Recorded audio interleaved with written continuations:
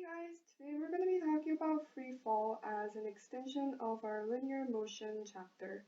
Let's get started. So gravity is the attractive force between two objects due to their masses. And in our context, we're referring to the Earth's gravity, which exerts a constant acceleration of negative 9.8 meters per second towards its center.